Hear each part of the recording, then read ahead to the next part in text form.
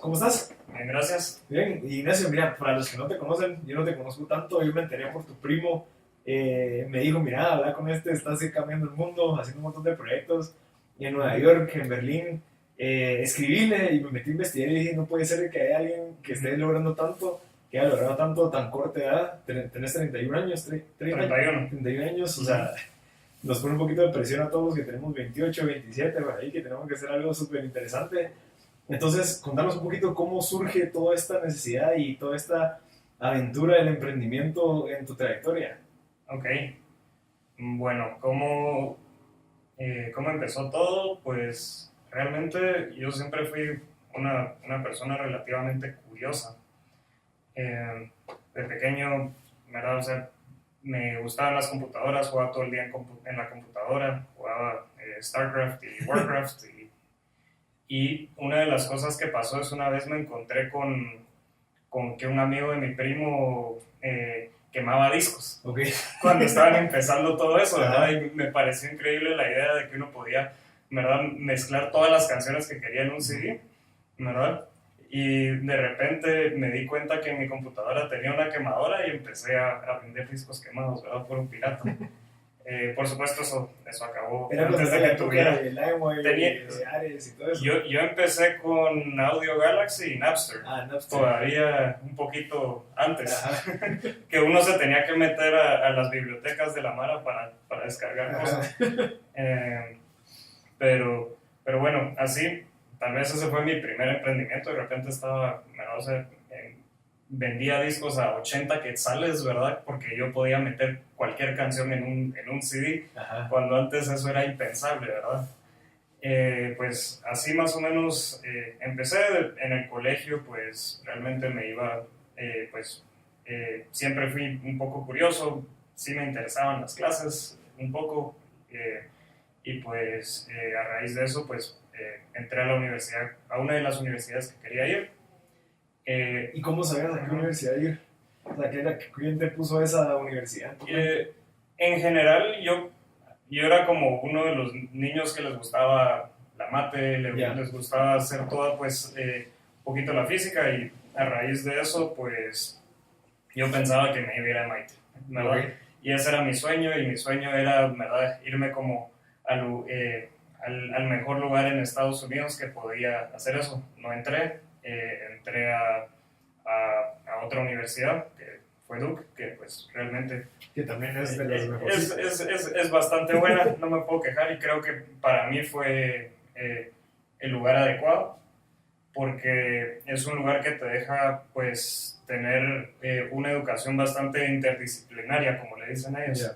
Entonces ahí pude volverme ingeniero eléctrico, pero al mismo tiempo también saqué la carrera de economía. Wow.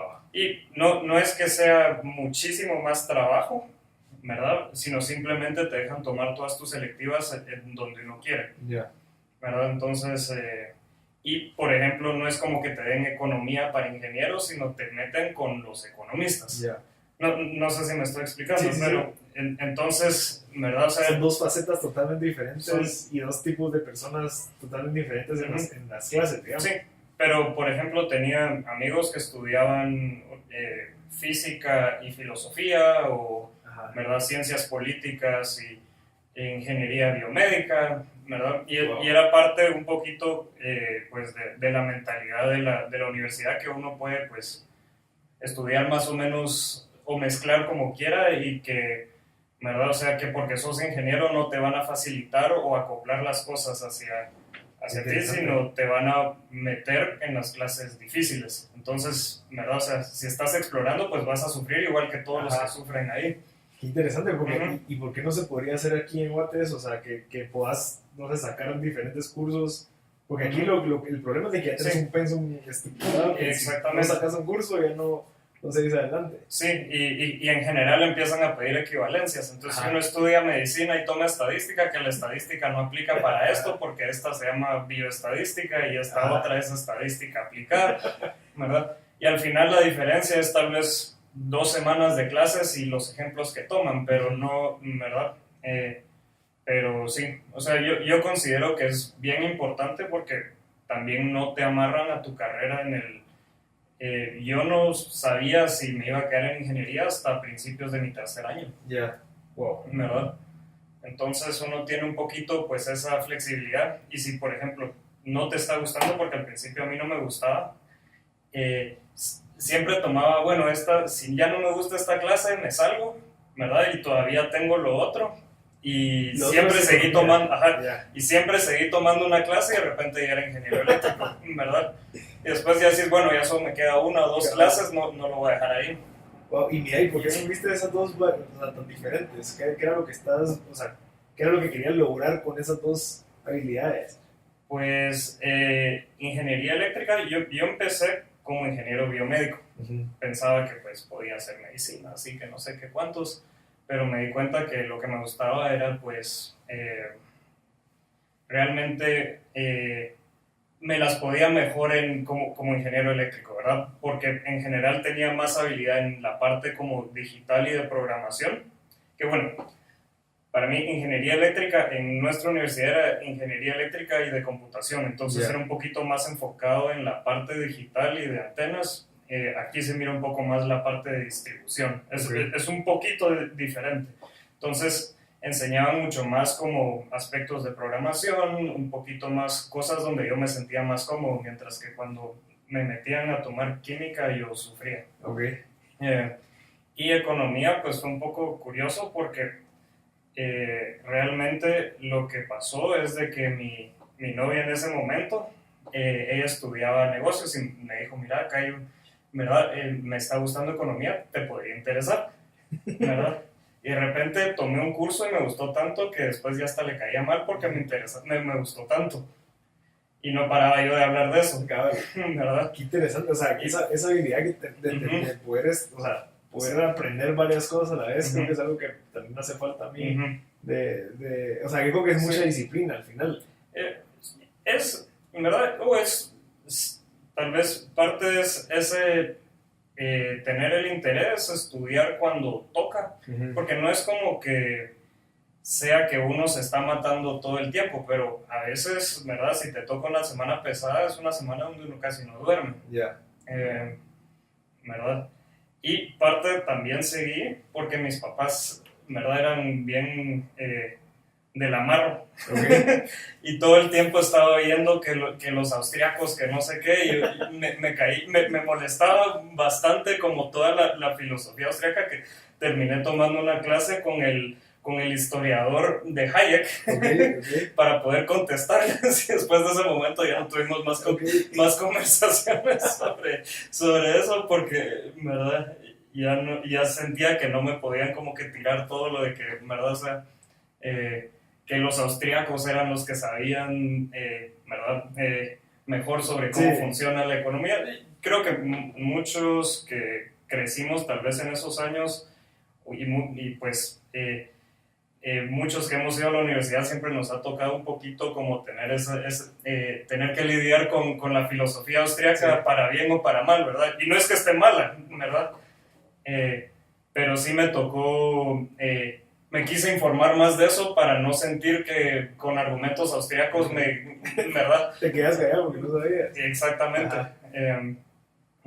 Entonces, parcialmente seguí con eso y pues yo me estaba especializando como un ingeniero de antenas.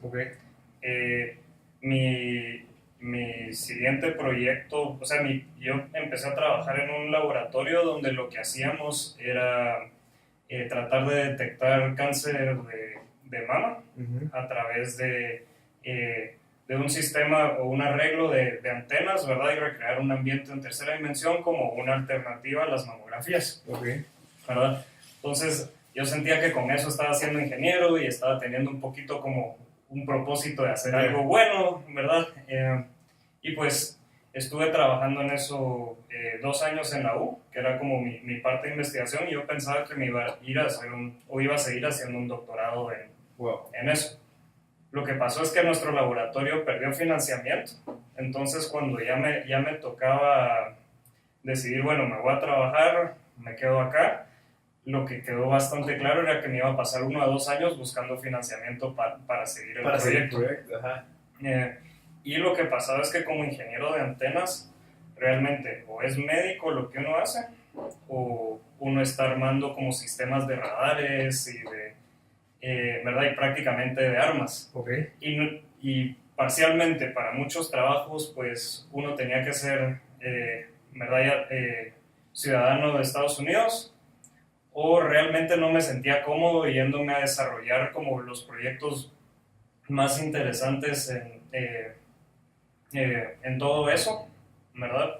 Para estar haciendo armas. Sí, cabal, tu idea al principio era un propósito de ya no se pudo y me siguen a hacer armas, ya no quiero, ya, o sea, ya no va acorde a lo que te motivó al principio. Exacto.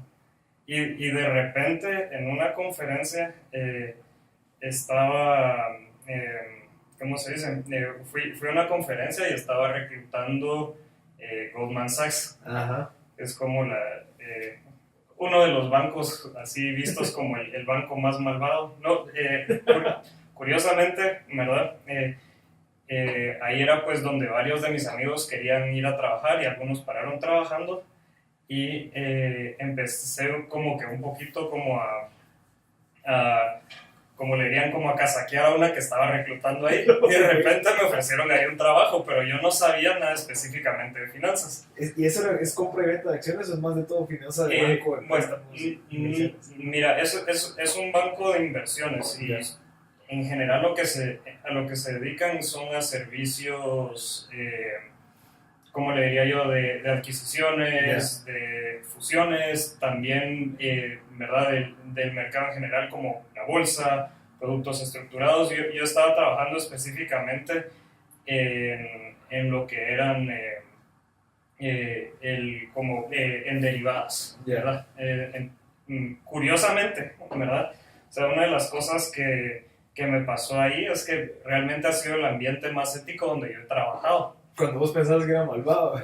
O pues cuando en la prensa es visto como un lugar muy...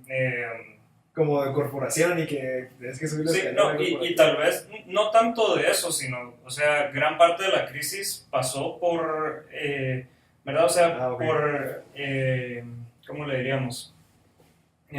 Ambición. Por la gran ambición de algunos de estos bancos, ¿verdad? Entonces, de alguna u otra manera dejaron...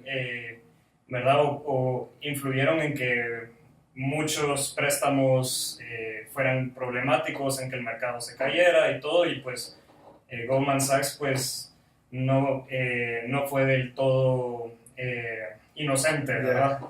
Pero a nivel mi departamento yo me sentía, o sea, al día de hoy nunca trabajé en un lugar donde a la gente le importara tanto hacer todo, ¿verdad? A un nivel tan, no solo ético y correcto, sino no dejaban de revisar nada para asegurarse que estuviera bien. ¿Verdad? Esa fue mi experiencia. ¿Cuánta gente trabaja ahí en Goldman Sachs? Si no me equivoco, son más de 20,000 empleados. ¿Verdad? En todo el mundo, ¿verdad? Sí, es de las más grandes, esos bancos. Pues no es de banco de inversión, sí es de los más grandes, y posiblemente el más grande, pero, o sea, un banco de inversión no es un banco que como recibe tus depósitos. Se dedican a servicios puramente, ¿verdad?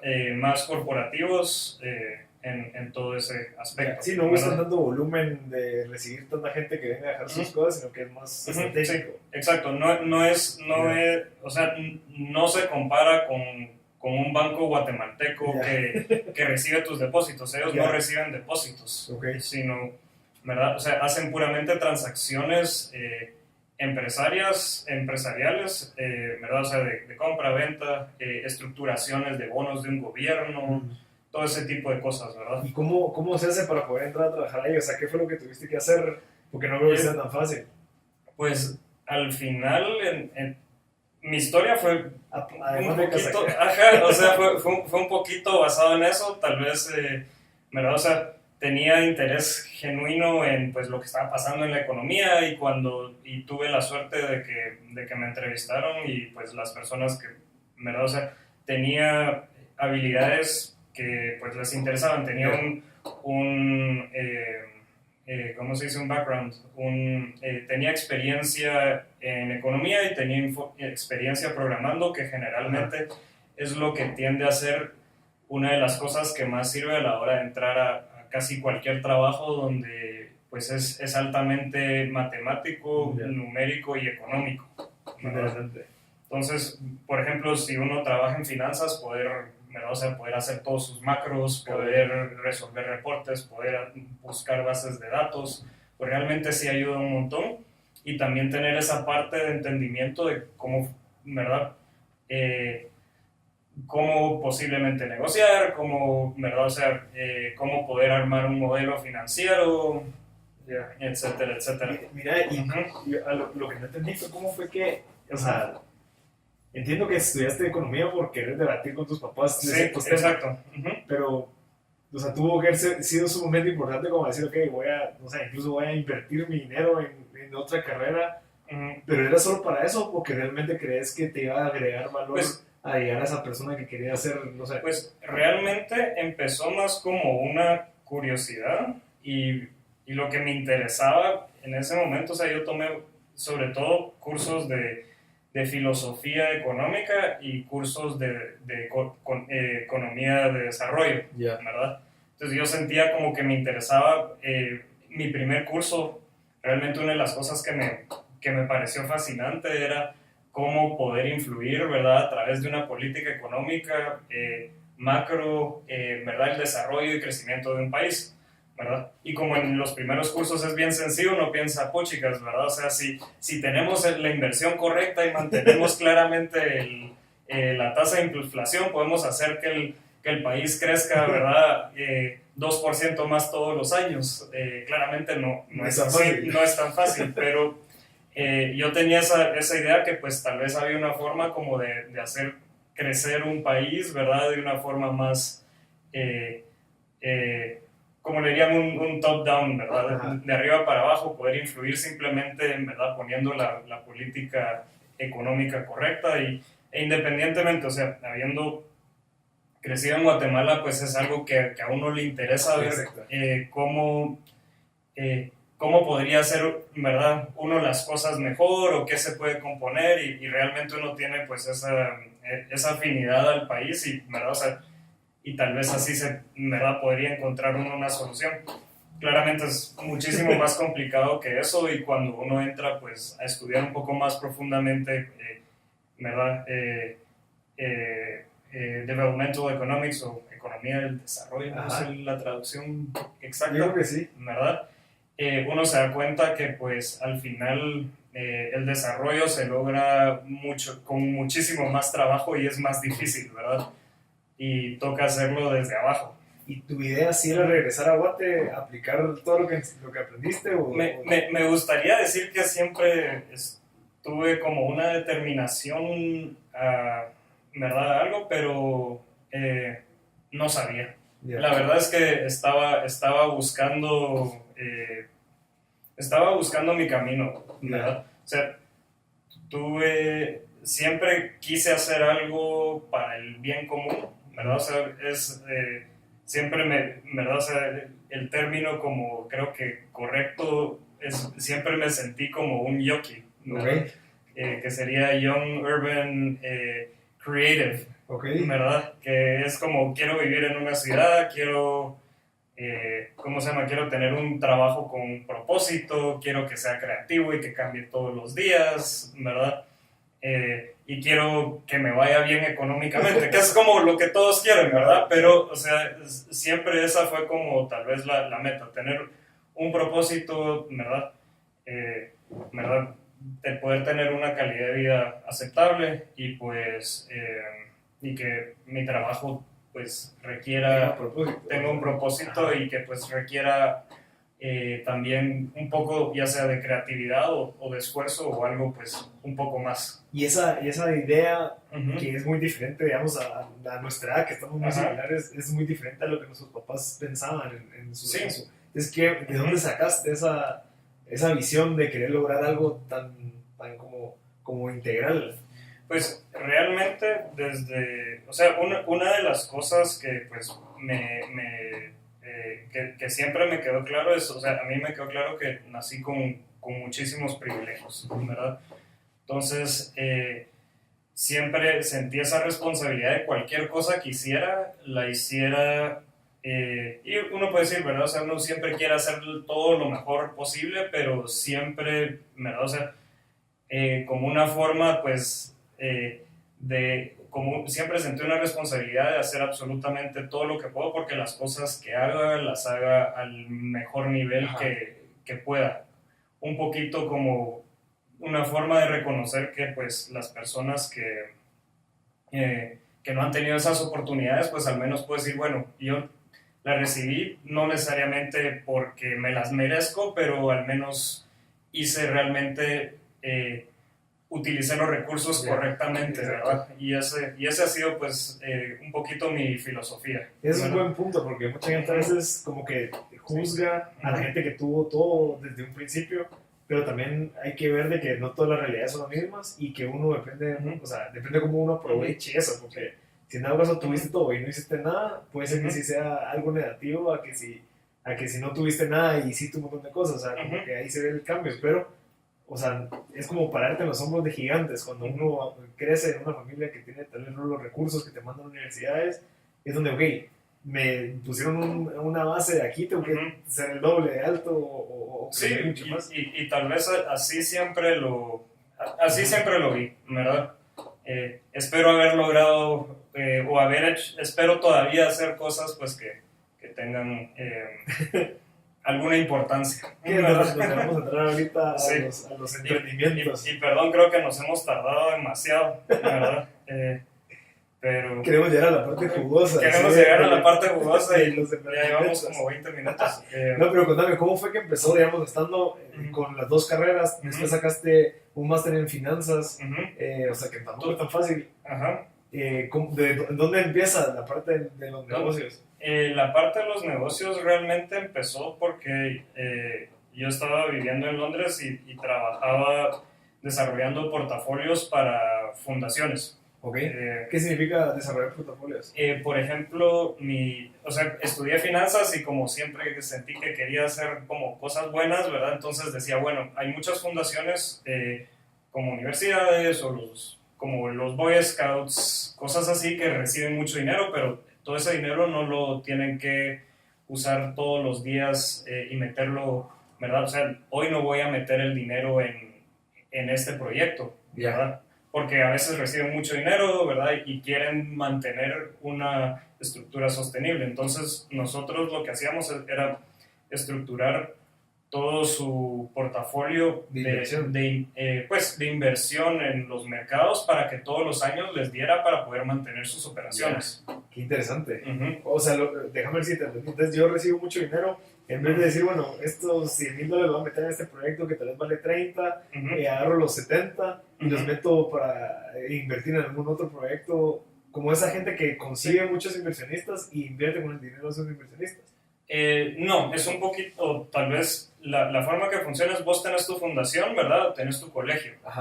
Y recibiste $100,000, pero si usas los $100,000 este año, ¿qué haces el próximo? Tenés que ir a buscar más dinero. Entonces, generalmente, fundaciones que reciben mucho dinero no van a meter los $100,000 porque no los necesitan meter de una vez. Entonces, de esos 100,000, tal vez le van a ganar 7,000 al año y esos 7,000 son los que van a usar. Nosotros invertimos estos 100,000 para que puedan usar esos 7,000. O sea, nosotros no invertíamos por ellos, los ayudábamos a estructurar para que a largo plazo la fundación pueda vivir para siempre o para que logre sus metas, ¿verdad? Porque muchas veces uno lo que quiere es que sea algo sostenible. Exacto. Interesante, eso nunca lo había visto desde la perspectiva de una fundación. Y yo no sé si mucha gente lo ve, pero interesante. O sea, yo recibo $100,000, los invierto en un banco con un retorno del 3%, 4%. O sea, yo ya sé que esos $4,000 son extras, bueno, no extras, sino que es algo recurrente que me va a estar dando a mí al mes en cierta cantidad de tiempo. Y la forma es de poder crear una fundación, ¿verdad? Que no dependa necesariamente de que le estén donando todos los años, ¿verdad? Wow. Sino, ¿verdad? O sea, estructurarlo de forma que puedan vivir a largo plazo, porque a veces lo que pasa es hay una persona con mucho dinero que se muere, ¿verdad? Y deja todo su dinero en una fundación, pero la fundación no tiene 50,000 proyectos, ¿verdad? Y parte de lo que se quiere es que pues eso se quede para que la fundación pueda funcionar a largo plazo. Qué interesante.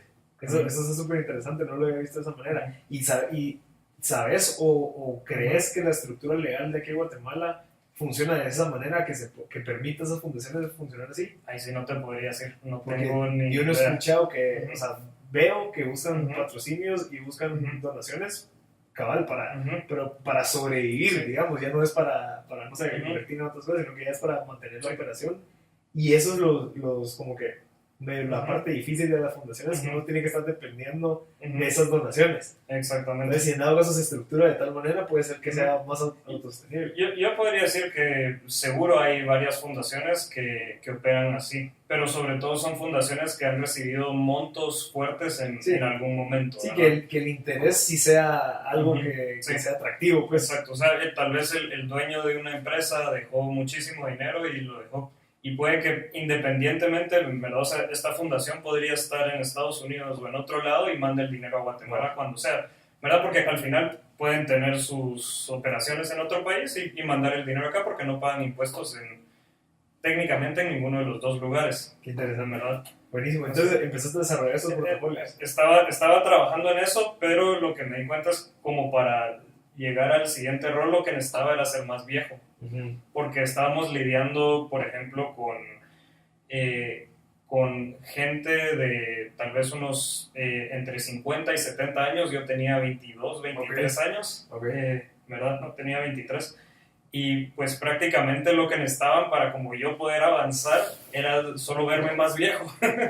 Como la Entonces, formalidad. Exactamente, porque, o sea, llegaba a las reuniones, presentaba yo y pues yo era un consultor y había un consultor mayor, ¿verdad?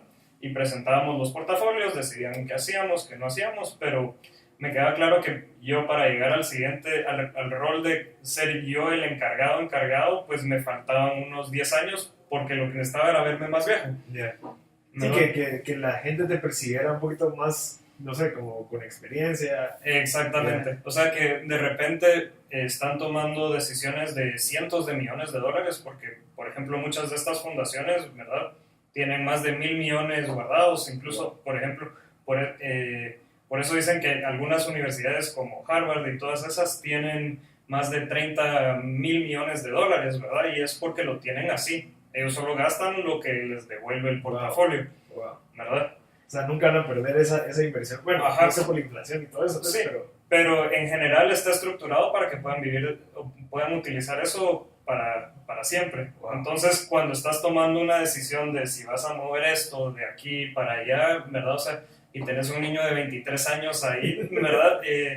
Y sos el director de una fundación que tiene, ¿verdad? No, se puede convencer a la gente con argumentos, pero a veces lo que necesitan es sentir que has pasado por momentos difíciles, ¿verdad? Entonces, a raíz de eso, pues, y también ahí miraba mucho inversión hacia pequeñas empresas, ¿verdad? Porque, ¿qué hiciste? Ajá. Entonces, a raíz de eso, pues, empezamos a ver con uno de mis amigos y que él estaba estudiando en ese momento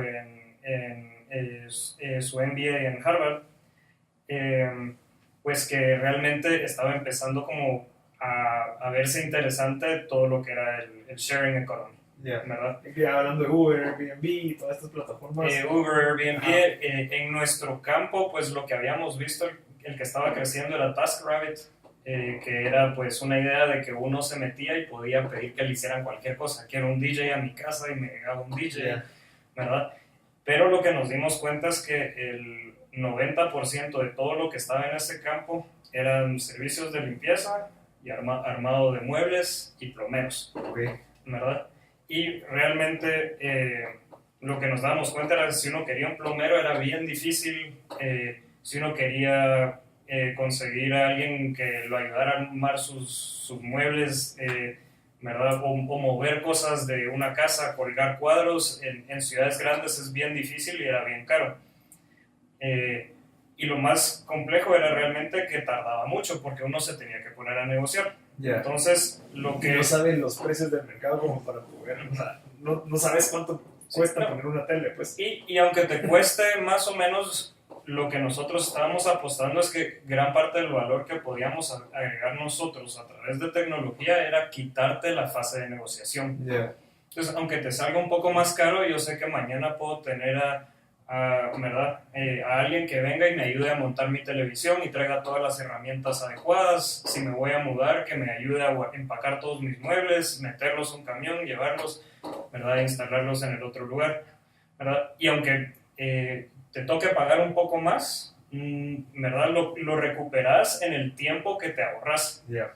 ¿Verdad? Sí, el tema de la negociación es también parte del usuario, porque uno no sabe, o sea, al final no sabe si te están estafando o no sabe el precio del mercado, o sea, también eso limita y te hace pues perder un cachito de tiempo. Sí.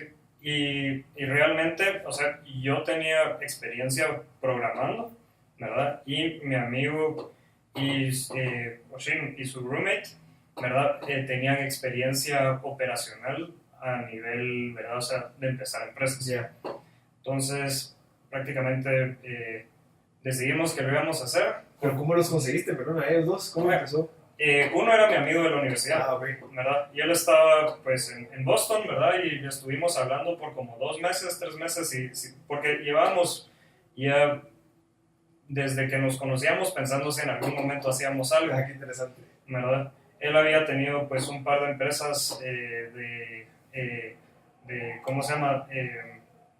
Para poder ayudar a encontrar candidatos políticos y que nos informara, y había tenido su empresa también de desarrollo inmobiliario cuando en Europa todo estaba explotando, ¿verdad? Y pues de repente cuando eso acabó, él regresó a estudiar y siempre estuvimos hablando de eso. Entonces, en ese momento yo estaba un poquito desesperado en mi trabajo porque sabía que ya me iba a tardar mucho en avanzar y ya sentía que había aprendido lo que iba a aprender. Y pues en ese momento dijimos, bueno, lo empezamos. Aparte, en ese entonces era cuando empezaba ese ambiente donde a todas las empresas de tecnología les daban muchísimas facilidades. Yeah. Entonces, prácticamente dije, bueno, dijimos, empezamos, nos fuimos todos en abril. Ellos estaban terminando el año y el plan era que ellos querían decir que eran como que habían decidido no seguir en Harvard para empezar su empresa, ¿verdad? Sí, como el de Facebook. Y tal vez aquí estoy contando un poquito la otra parte de la historia, porque como hay como historias oficiales de las empresas, ¿verdad? Y la real, Cabal. ¿verdad? Sol, perdón, vos estás ganando bien, o sea, estás en un trabajo normal, sí, estás trabajando. ¿Cómo fue ese cambio? O sea, ¿qué fue lo que tuviste que entender y decir, bueno, si voy a emprender este proyecto, obviamente no voy a cambiar voy a pasar un poquito de penas de cierta manera? ¿O cómo fue que lo hiciste? Sí, pues hay que tomar en cuenta, o sea, cuando uno trabaja o cuando uno está empezando a trabajar en una ciudad como Nueva York, una ciudad como Londres, una ciudad grande así, ¿verdad? Una de las cosas que pasa es que uno se va dando cuenta que pues uno trabaja 12 horas diarias, 13 horas diarias, ¿verdad? Gana ok o gana bien, ¿verdad? Pero el 50-60% de tu salario se va en tu renta. Yeah. Y sabes que nunca vas a poder tener una casa, o si tenés una casa, ¿verdad? Te faltan 20 años para ni siquiera poder pensar en ello, trabajando a ese ritmo. Yeah. Entonces, uno sí sufre un poco, ¿verdad? O sea, viviendo en... Uno no es como que se vaya a morir de hambre y no es como que uno, ¿verdad? O sea, los problemas que tenemos aquí en Guatemala son mayores, pero, ¿verdad? Para lo que uno se está matando no se siente, ¿verdad? Que lo ha logrado. Ya. Yeah. O sea, vos sentías que estás trabajando demasiado y no lograbas como que esa visión que tenías. Sí, pero sobre todo, o sea, la cuestión nunca fue una cuestión económica, fue una cuestión de que quería encontrar algo con más propósito. Yeah. ¿Verdad? Y parte de esta idea, ¿verdad? O sea, una de las cosas que nos llamaba mucho la atención es que pues podíamos construir algo que a nivel tecnológico se puede manejar entre 10-15 personas en cualquier parte del mundo y tener a cientos de miles de personas utilizando tu plataforma, y realmente en general, o sea, gente que hace servicios de plomería, gente que hace servicios de limpieza, ¿verdad? Instalaciones básicas, pues son personas que están pues en el nivel de ingresos de los más bajos de cada sociedad. Entonces sentíamos como que podíamos encontrar una forma de llevarlos a escalar. O pues de darles opción de conseguir trabajo, ya si ellos no lo quieren tomar o no, ¿verdad? O sea, no estamos salvando el mundo, pero de alguna u otra manera pues era algo que, ¿verdad? O sea, que podíamos dar una facilidad diferente y nueva a estas personas y pues esa idea que desde un lugar podíamos o se puede, ¿verdad? O sea, ayudar a coordinar a ¿verdad? Cientos de miles de personas, sí. Era una idea fascinante para mí, ¿verdad? Y pues yo estuve a cargo del desarrollo de esa tecnología, porque mi experiencia pues realmente pues era financiera, pero también mucho es, ¿verdad? De desarrollo, de poder construir, ¿verdad? O sea, sí, esa estructura de plataforma que requiere de un montón de... Porque estamos hablando de, imagínate, 100,000 usuarios, que era lo que podían agarrar, o algo así. Y tener cierta cantidad de proveedores y todas esas interacciones, o sea, no es tan fácil. Sí, y, o sea, tal vez difícil o fácil, pues ahorita ya es más fácil, porque ya todos saben cómo hacerlo. En ese entonces, pues venimos, agarramos las herramientas y lo hicimos funcionar. Okay. Y entonces nos mudamos, empezamos en el laboratorio de innovación de Harvard, que nos dieron prácticamente un como... Open Office para, ¿verdad? O sea, donde habían varias empresas. ¿Te cobraban algo? Cero. Nada. Ni cero. de comisión, ni nada. Como teníamos, o sea, a mí no me hubieran dejado ir solo, pero como fundadores éramos 4, 3 eran de ahí. Ah, ok. Entonces, pues nos lo daban de gratis, solo había que solicitar y pues yo llegaba y pues me pasaba ahí todo el día. ¿Verdad? Entonces ahí empezamos hasta que nos aceptó una incubadora y después uno va procesando o progresando a diferentes lugares, después tiene su oficina, después cambia de oficina, pero podemos, sí, no sé si queremos hablar como el proceso de financiamiento o el proceso más como el proceso de negocios, de cómo empezamos. Mira, a mí me gustaría saber más que todo el proceso de cómo fue que pasaron desde Harvard a la incubadora, o sea, cómo fue ese crecimiento, qué tuvieron que cambiar, como que qué fue esa mejora, creo que bueno, ya estamos listos para una incubadora, para luego estar en o sea, ya recibir inversiones, ¿sí? Pues realmente nosotros empezamos en Harvard y ahí empezó, o sea, en el laboratorio de innovación ahí, y ahí empezamos a construir el prototipo. Esto fue marzo-abril, ¿verdad? Y en todo ese momento, pues parte de lo que uno se pasa haciendo, o pues parte de como el rol de nuestro CEO es estar viendo financiamiento y dónde vamos a ir. Entonces yo estaba yo estaba a cargo de la parte de tecnología, estaba construyendo todos los días, ¿verdad? Para tener un prototipo lo más rápido posible, ¿verdad? Y salir en vivo lo más rápido posible. Okay. Entonces, el proceso es, hay diferentes incubadoras, ¿verdad? Las que nos interesaban en ese entonces era, pues, Y Combinator, sí. El famoso Y Combinator. Queríamos ir a Techstars, pero no fuimos a Techstars. Estaba Dreamit y estaba Summer at Highland.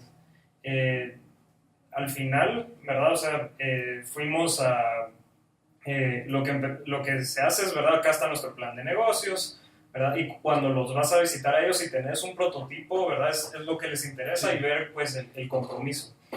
Nosotros realmente donde llegamos lejos fue en Summer at Highland y en Y Combinator. En Y Combinator pues realmente llegamos a la entrevista final y todo, ¿verdad?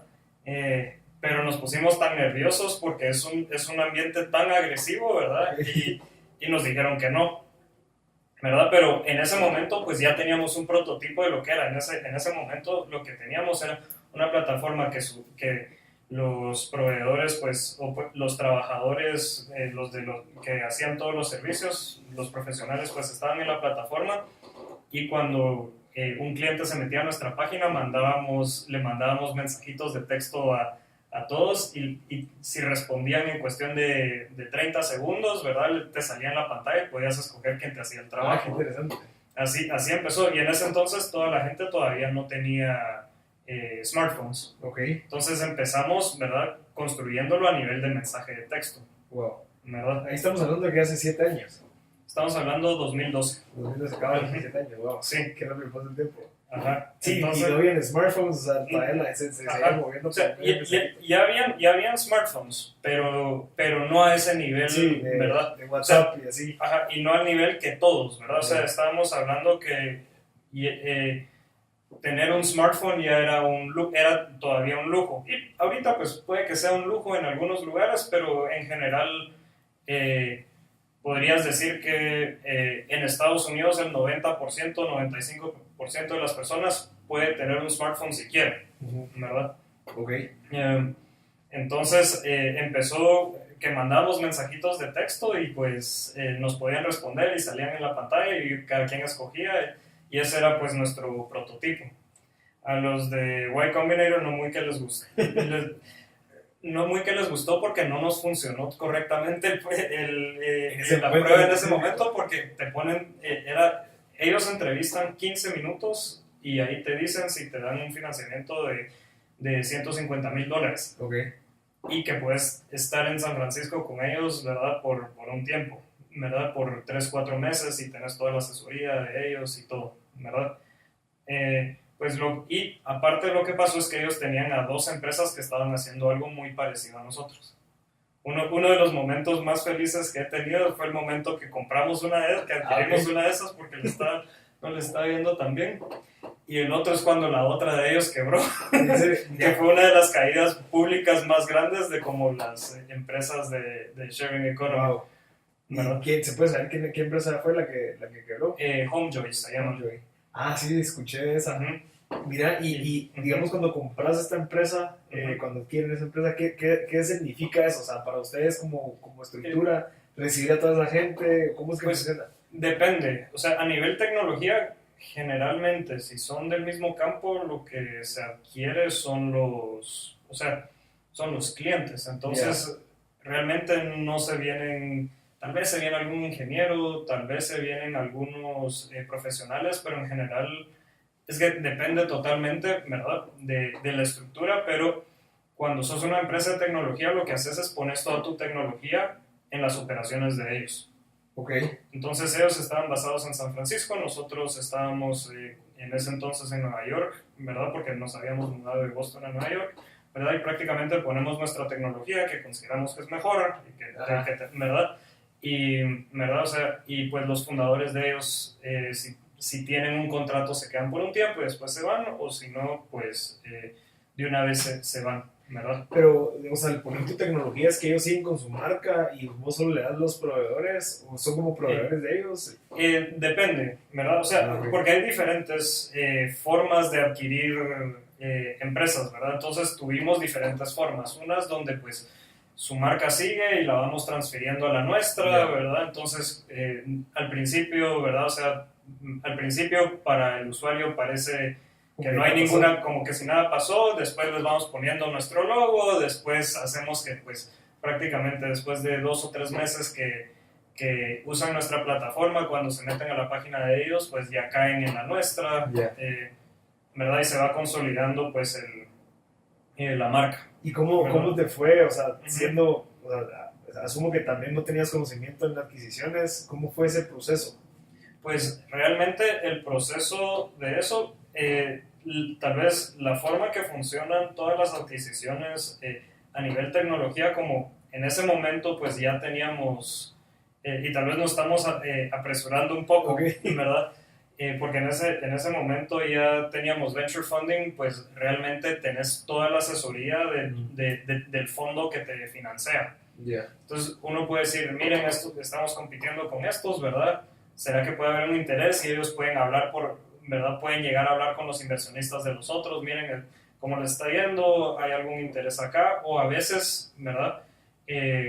O a veces lo que pasa es que la empresa está fallando y los inversionistas por no quedar mal, pues medio la regalan a otra empresa y dicen que se las compraron. Porque las quiebras públicas para un inversionista son muy... sí, afecta tu portafolio. Bueno, aunque aunque afecta a tu portafolio, pero las diluyen a la hora de presentar sus resultados. Por decir, esta quebró y se fue a bancarrota, ¿verdad? Se vuelve un proceso muy extenso, muy cansado de cierre de la empresa, ¿verdad? Entonces, los mismos fondos de inversión pueden más o menos hablar, pues hablan entre sí, ¿verdad? Y te pueden conseguir el contacto para ver con quién empezar a negociar. Exactamente. Mira, y digamos en tu persona, cuando empezó a pasar todo esto, que empezaron a crecer, recibieron inversión, empezaron a adquirir todo ese conocimiento técnico de todo esto, o sea, ¿cómo fue para vos? O sea, al principio llegué, ahora vamos a comprar, ahora vamos a recibir inversión. ¿Te sirvió mucho el haber trabajado o haber estudiado esos temas? Más o menos. Realmente, una de las cosas que pasa es como uno está operando a otro nivel a veces, especialmente el primer año, los primeros 2 años, uno está operando a toda velocidad, ¿verdad? O sea, uno mira cómo aprende lo que aprende y falla en lo que falla, ¿verdad? Y la gran ventaja que uno tiene es que están las estructuras, ¿verdad? O sea, los fondos de inversión tienen la estructura para asesorarte en eso.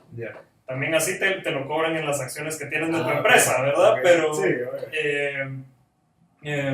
pero en general, o sea, eso ya estaba. Y, o sea, como éramos varias personas, o sea, Oshin tenía mucho más experiencia en eso. Él había trabajado en un fondo, ¿verdad? O sea, en una venture fund que se llama Accel, ¿verdad?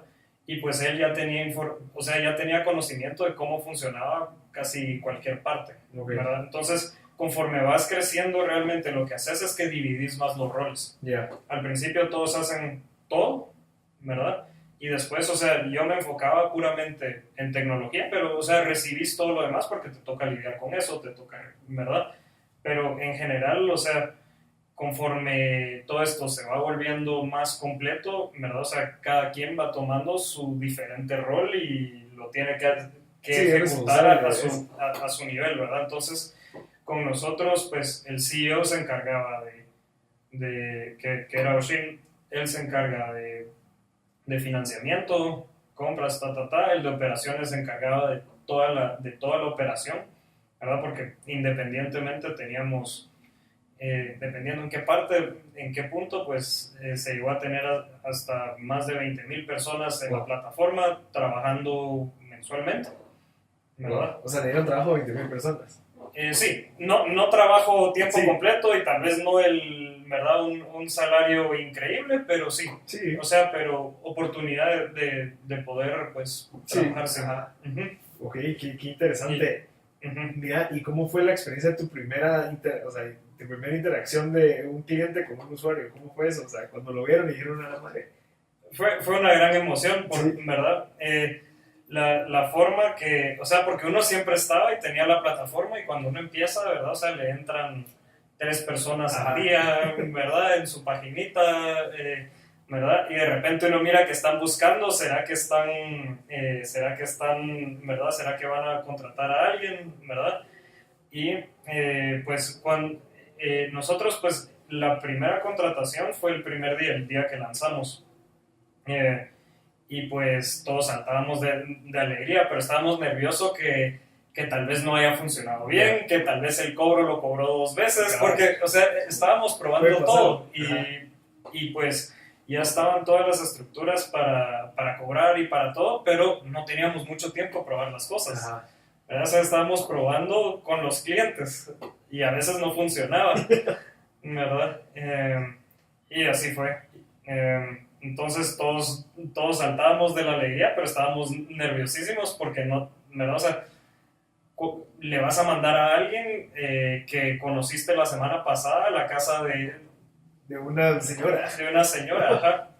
Sí, mira, y es, digamos, era tu bebé, pues, porque vos aplicaste toda la parte de tecnología, o sea, viste cómo fue de 0 a 1, o sea, algo ya visual e interactivo. ¿Cómo se siente eso? O sea, el crear algo con tus propias manos y que lo veas tan funcionando y o sea, que haya mucho interés después de que hayan inversionistas y así. ¿cómo se siente? Pues un Ajá. poco emocionante, pero, o sea, cuando uno está en eso, también uno está muy nervioso, ¿verdad? Porque primero yo no lo había hecho antes, ¿verdad? Y de alguna u otra manera una de las cosas como que nosotros nos veíamos era, o sea, nosotros queríamos ser más grandes que Facebook, ¿verdad? O más grandes que cualquier otra empresa de tecnología, entonces nos responsabilizábamos a ese nivel. Entonces uno estaba nervioso de cualquier error, que si el azul no era el azul del diseño, que si, ¿verdad? Que si el proveedor no recibió el mensaje de texto 15 minutos antes, uno, o sea, viéndolo ahorita hacia atrás es muy satisfactorio, pero en ese momento es súper tenso, porque, ¿verdad? O sea, uno tiene muchísima presión y, o sea, y a veces uno siente que sus cosas son todavía muy frágiles, ¿verdad?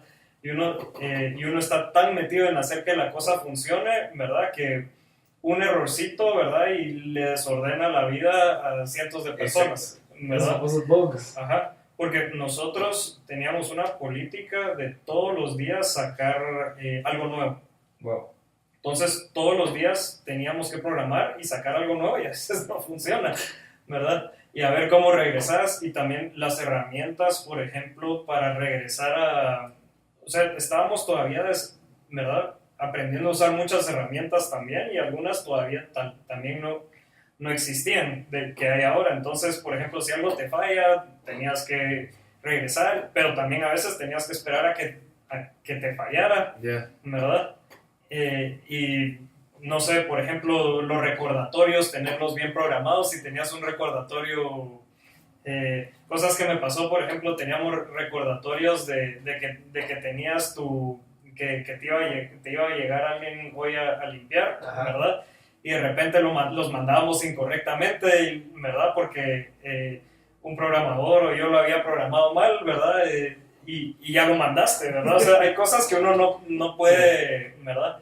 Y a veces todo ese tipo de cosas, ¿verdad? No, y uno va aprendiendo para evitar que pase después. Y algo que nos pasó al principio, que era lo más cansado, era que nos compartíamos el teléfono de servicio al cliente. Okay.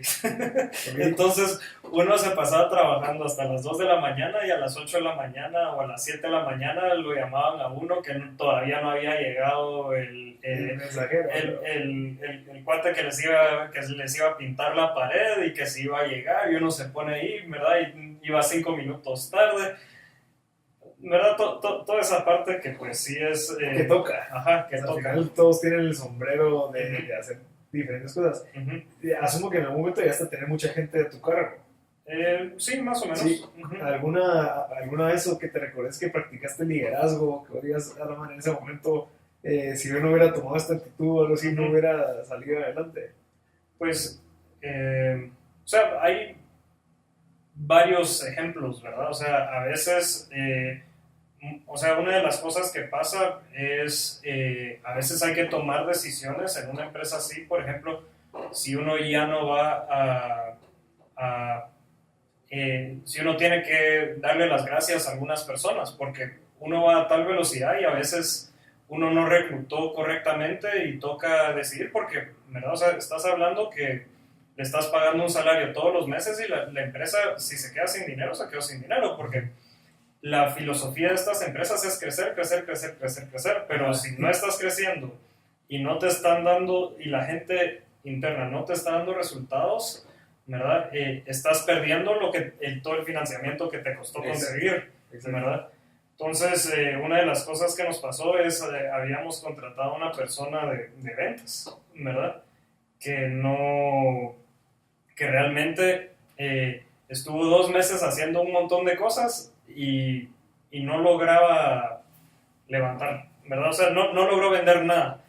Al primer día viene un intern, ¿verdad? Y saca 2 ventas más que él en 3 semanas, ¿verdad? Okay. Y por más que nos caía súper bien, era una de las personas, ¿verdad? O sea, nos tocó tomar esa decisión y decir, mira, ¿verdad? O sea, ya no lo podemos tener, gracias, ¿verdad? ¿Verdad? O sea, ese tipo de cosas, ¿verdad? Y hay que hacerlo, ¿verdad? De la manera más ética posible, ¿verdad? Y darle la oportunidad a las personas, ¿verdad? De tomar sus, ¿verdad? O sea, no arruinarle la vida a las personas, pero a veces hay que demostrar que, ¿verdad? O sea, que si alguien está haciendo mal el trabajo, no puede continuar. Exacto. No, que al final, si lo ves objetivamente, o sea, es como, mira, no podemos seguir si seguimos pagando esto porque, vamos, o sea, al final a largo plazo no nos va a afectar bien a ninguno de los dos. Ok. Y, o sea, hay diferentes ejemplos de cosas así, ¿verdad? O sea, a nivel, ¿verdad? O sea, programación o a nivel como un equipo de programación, cosas similares, a nivel, ¿verdad? O sea, a nivel financiamiento también. Hay tantas cosas y tantas historias. Sí, pero mira, y digamos, cuando recibieron la inversión, la primera inversión, o sea, ya cuando estaban creciendo, dijeron, mira, necesitamos, no sé, X. ¿Qué haces cuando recibís tanto dinero? O sea, ¿sos responsable de ese dinero? Nosotros nos peleamos. ¿Por qué? Porque, o sea, una de las cosas que es bien, bien complejas cuando uno está en una de esas, y es una como de las sugerencias bien importantes a la gente que está empezando una empresa, es pensar bien cómo se va a dividir el pastel al principio y qué va a requerir para que cada persona reciba lo que recibe, ¿verdad? Porque a veces lo que pasa es que te hacen una oferta y las ofertas que te dan rara vez son ofertas que te van a gustar porque crees que las cosas valen más. Y muchas veces cuando las cosas empiezan a valer más dinero, cada quien piensa que merece una cantidad diferente. Entonces, en ese momento, ¿verdad? O sea, unos sentían que merecían más, otros que, ¿verdad?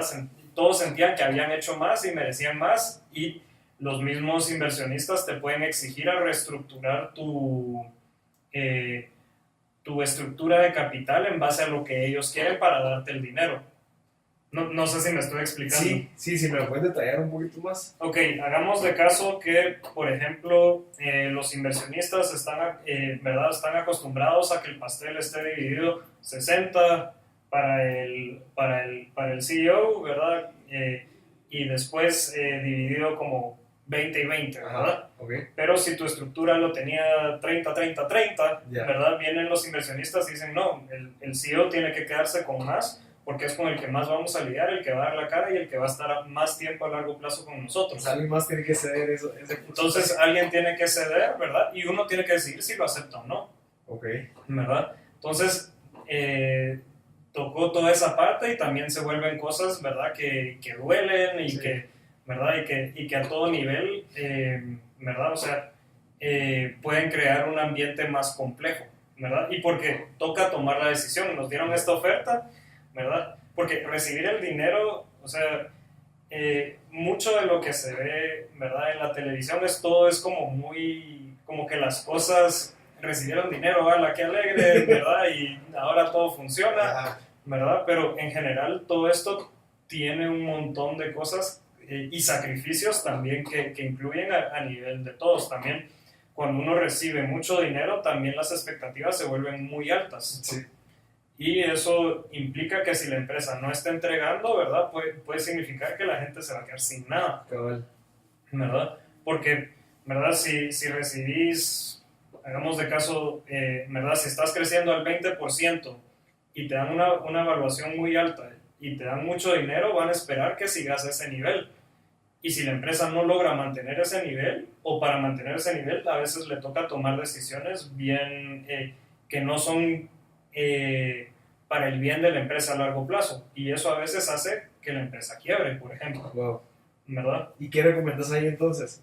¿En qué sentido? Digamos, para evitar ese tipo de sobrevaluación y que tengas que mantener un crecimiento alto anual, ¿qué es lo que se puede hacer para que no...? Parcialmente es entender las capacidades, ¿verdad? O también saber, o sea, entender bien qué es lo que se le va a exigir a uno. Y a nivel equipo fundador, ¿verdad? Es bien importante definir qué es lo que va a hacer cada quien y tener una estructura adecuada de vesting, es lo que le llaman, ¿verdad? No sé si te queda claro. Vesting, asumo que es algo relacionado con investing. No, una estructura, y no me sé la palabra en español, lastimosamente. es que generalmente cuando uno empieza una empresa, ¿verdad? O sea, hagamos de caso, yo recibo 20%, alguien más, todos reciben 20%, 5 personas reciben 20%, pero no sos dueño de tu 20% hasta que logras ciertas metas. Ok. ¿Verdad? Porque lo que tiende a pasar es a veces yo recibo mi 20% y me voy y ya no me importó la empresa y tengo mi 20%.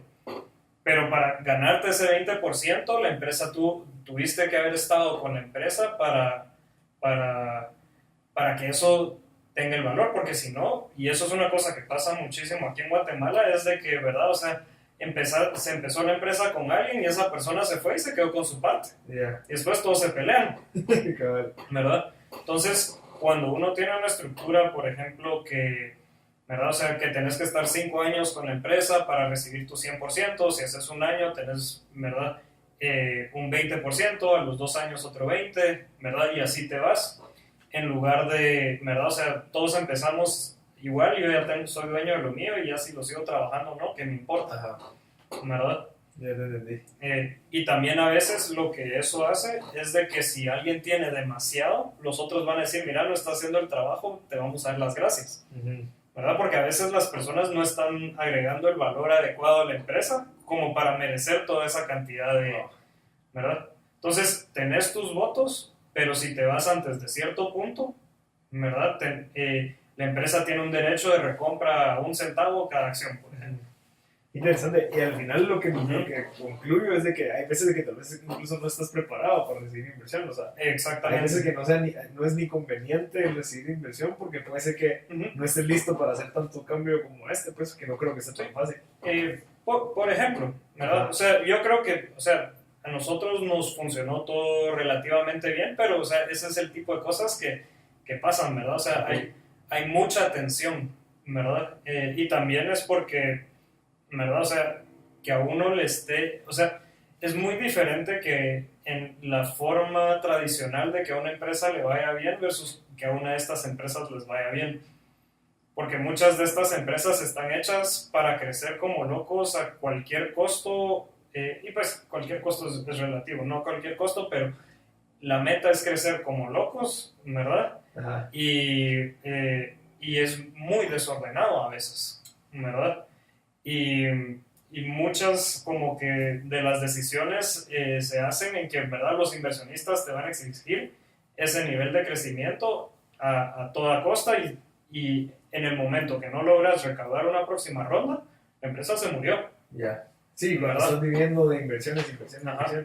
Y mucho de lo que tiende a pasar ahorita, como en el mundo del internet, es que gran parte de la inversión se va a marketing. Ya.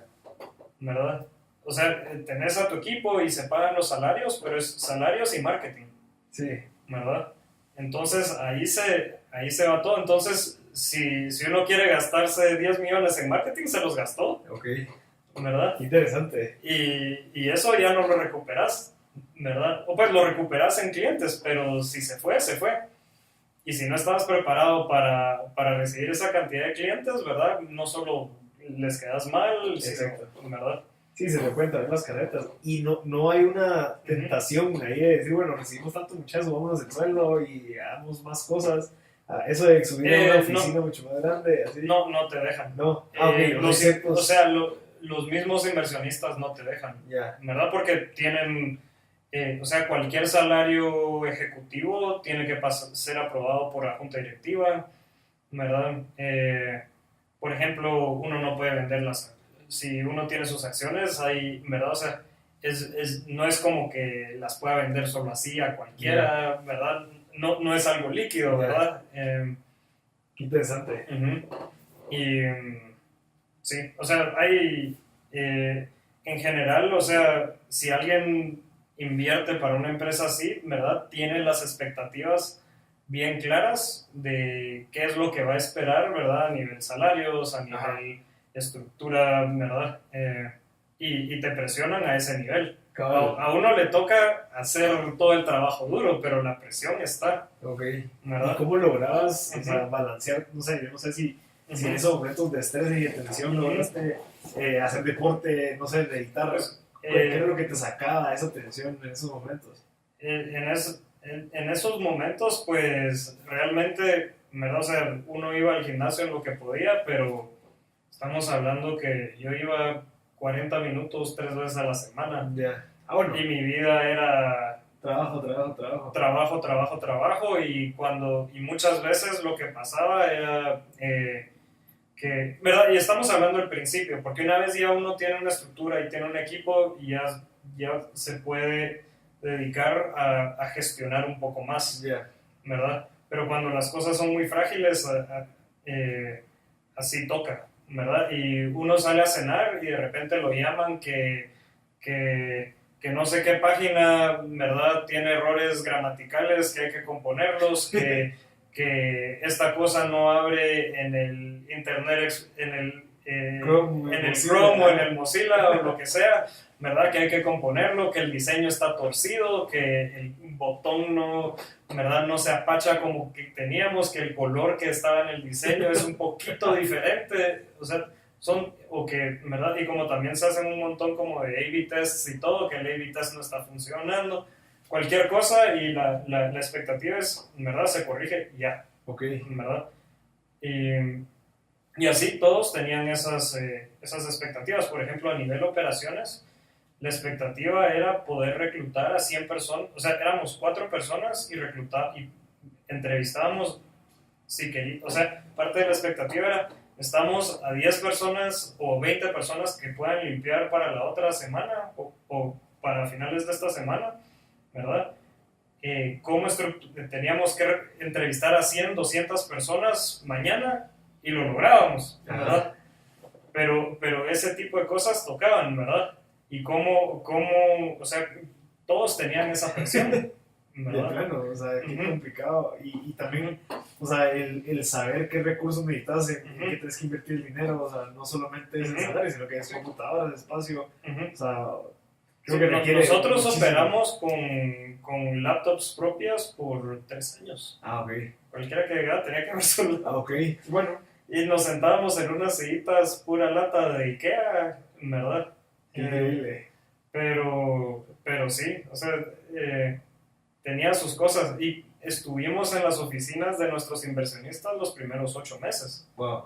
En las capacitaciones de adquisición y todo eso. Sí, o sea, nosotros lo que recaudamos nuestra primera ronda y estábamos en la oficina de uno de los inversionistas que ellos estaban construyendo. Entonces de repente teníamos a gente ahí soldando al lado de nosotros y nosotros sentados ahí en nuestras sillas de Ikea, ¿verdad?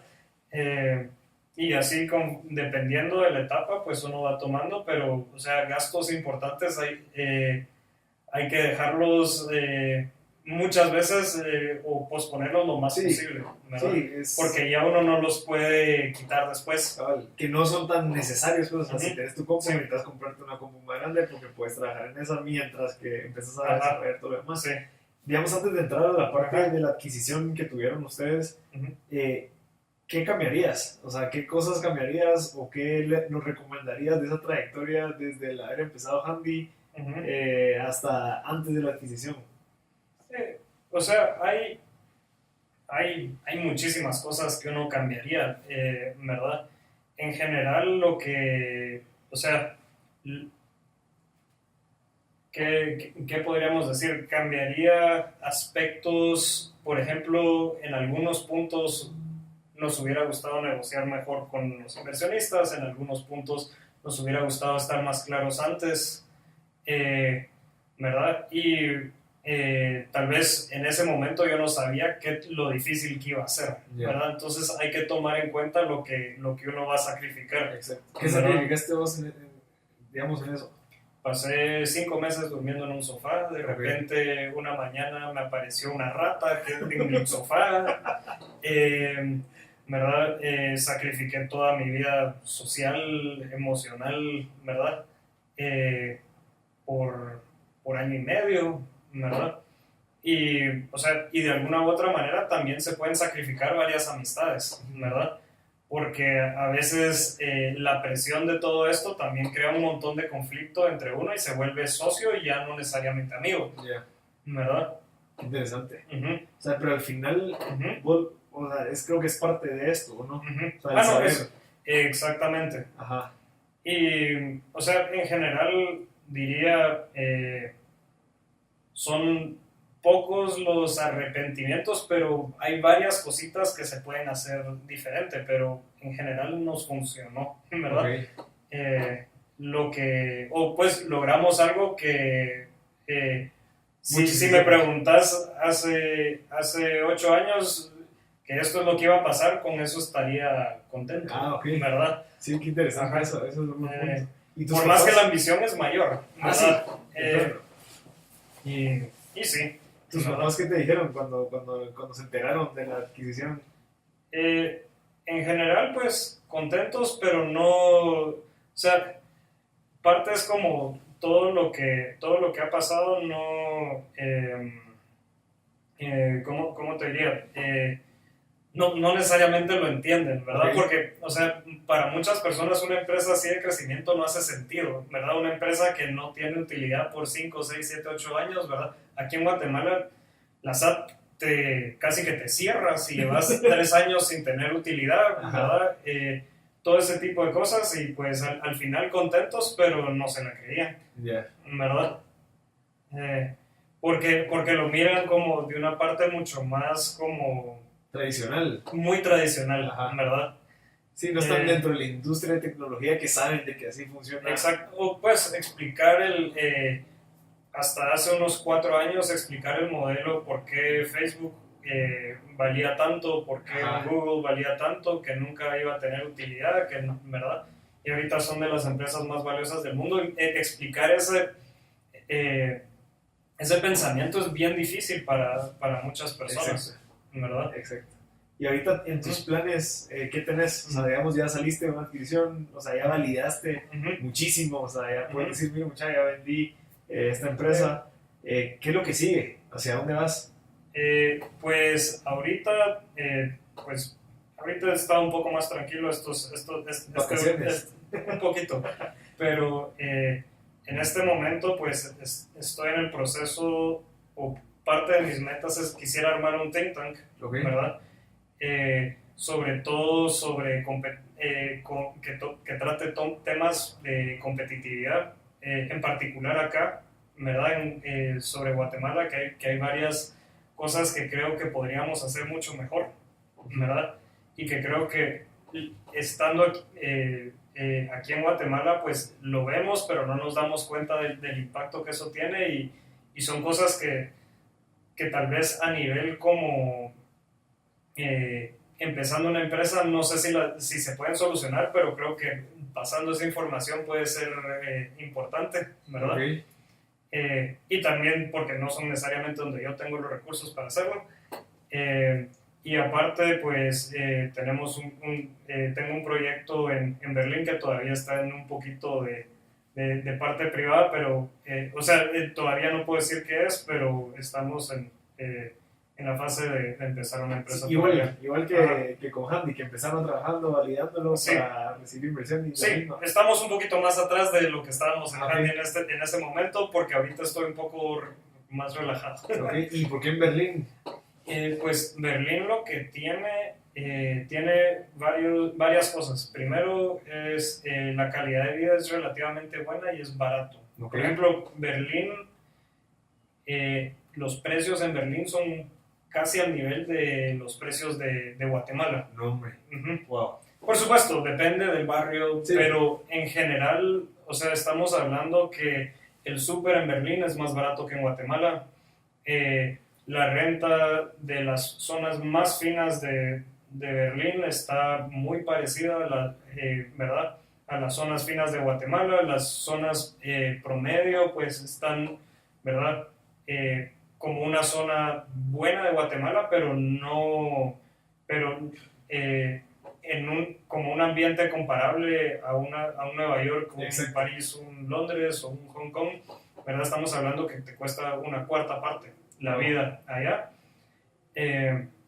Y aparte lo miro, o sea, entonces es más fácil conseguir talento para proyectos de informática.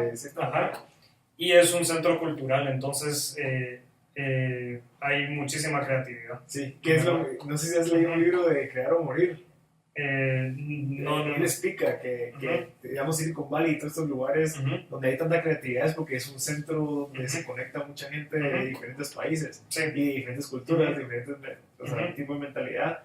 Por lo tanto, se crea ese ambiente donde la gente puede ser creativa. Sí, exactamente. Pues posiblemente así es ahí. Y parte pues de las ideas es hacer pues cosas que desde un lugar se puede, ¿verdad? O sea, uno puede operar en todo el mundo, ¿verdad? Y pues estando en Berlín uno puede operar en toda Europa, estando en una parte de Estados Unidos puede operar en todo Estados Unidos, ¿verdad? Y pues parte de la idea pues es estar ahí también por Perfecto. Perfecto, mira, y para ir terminando, Ignacio, si tenés algún libro que nos recomendes que te haya servido.